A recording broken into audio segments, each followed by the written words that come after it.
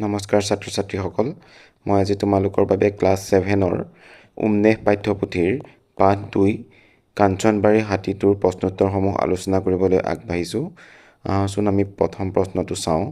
প্ৰশ্ন 1, তলত দিয়া প্ৰশ্নবোৰৰ শুদ্ধ উত্তৰটো বাছি উলিয়াই সঠিক বৃত্তটো পূৰ কৰা। মাছুমাহত বিদ্যালয়ৰ পৰা ঘূৰি আহোঁতে পাহাৰৰ পৰা কি ওলাই অহা দেখিছিল? ইয়াত 4টা অপশ্যন আছে, ক, খ, গ, ঘ।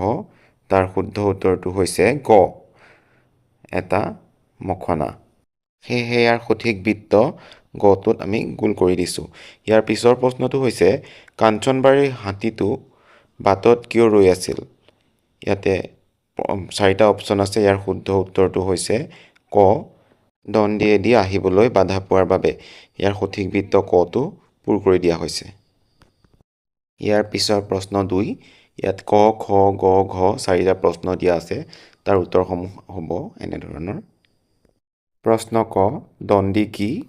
উত্তৰ, দণ্ডি হ'ল হাবিত বন্যপ্ৰাণী বা হাতী অহা যোৱা কৰা প্ৰাকৃতিক বা পৰম্পৰাগত সৰু আলিবাট বা অহা যোৱাৰ পথ।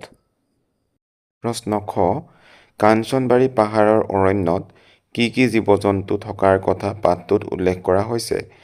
উত্তৰ, কাঞ্চনবাৰী পাহাৰৰ অৰণ্যত হৰিণ, সুগৰি পহু, বনৰীয়া মহ আৰু হাতী আদি জীৱ-জন্তুৰ থকাৰ কথা উল্লেখ কৰা হৈছে। প্ৰশ্ন গ, বন্যপ্ৰাণীৰ সৈতে সহাৱস্থান কৰা বুলিলে কি বুজা? উত্তৰ, বন্যপ্ৰাণীৰ সৈতে সহাৱস্থান কৰা বুলিলে মানুহ আৰু বন্যপ্ৰাণীয়ে ইজনে সিজনক ক্ষতি নকৰাকৈ একে পৰিৱেশত মিলিজুলি থকাকে বুজায়। প্ৰশ্ন ঘ, মাছুমাই কি সংকল্প লৈছিল? উত্তৰ, মাছুমাই বন্যপ্ৰাণীৰ সুৰক্ষাৰ বাবে আৰু সিহঁতৰ প্ৰতি মৰম চেনেহ প্ৰদৰ্শন কৰি হাতী বা অন্য বন্যপ্ৰাণীৰ সৈতে যাতে অঘটন নঘটে তাৰ বাবে সজাগতা সৃষ্টি কৰাৰ সংকল্প লৈছিল। প্ৰশ্ন 3, আলোচনা কৰি লিখা। ক, খ, গ এনে 3টা প্ৰশ্ন আছে। আমি ইয়াৰ আলোচনা কৰোঁ আহাচোন। প্ৰশ্ন 3 ক, বন্যপ্ৰাণীৰ লগত হোৱা অঘটন কেনেকৈ ৰোধ কৰিব পাৰিবা? উত্তৰ, বন্যপ্ৰাণীৰ লগত হোৱা অঘটন ৰোধ কৰিবলৈ তলত দিয়া পদক্ষেপবোৰ গ্ৰহণ কৰিব লাগিব। তেওঁলোকৰ পৰম্পৰাগত অহা যোৱাৰ পথ বা দণ্ডিসমূহ বন্ধ কৰিব নালাগে। বনাঞ্চল ধ্বংস কৰিব নালাগে।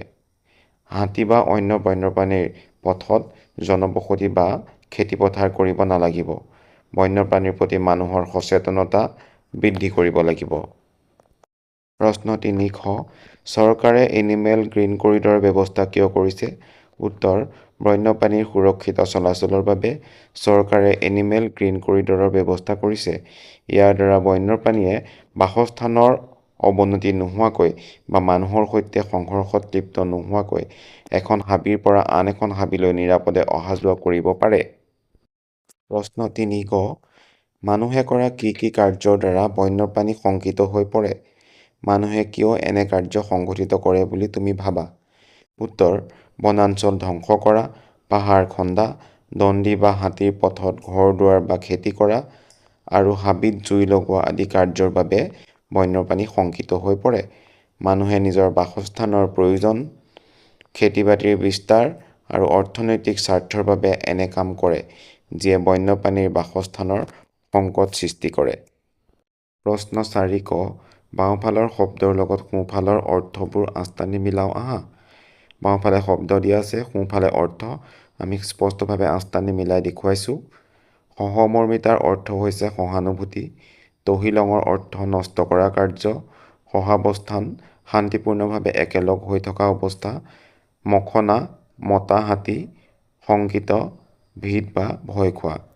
এনেধৰণে তোমালোকে প্ৰশ্নবোৰৰ শব্দবোৰৰ অৰ্থ মিলাব লাগিব। আৰু ইয়াৰ পিছৰ খ প্ৰশ্নটো হৈছে, ওপৰৰ প্ৰতিটো শব্দৰে একোটাকৈ বাক্য ৰচনা কৰা। অৰ্থাৎ সহমৰ্মিতা, তহিলং, সহাৱস্থান, মখনা আৰু শংকিতৰ বাক্য ৰচনা কৰিব লাগে। বাক্য ৰচনাসমূহ হ'ব এনেধৰণৰ। সহমৰ্মিতা, দুৰ্যোগৰ সময়ত মানুহৰ প্ৰতি সহমৰ্মিতা প্ৰদৰ্শন কৰাটো আমাৰ কৰ্তব্য। তহিলং, বানপানীয়ে গাঁওখনৰ সকলো খেতি পথাৰ তহিলং কৰি নিলে।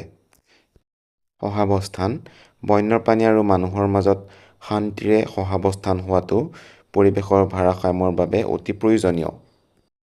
মখনা।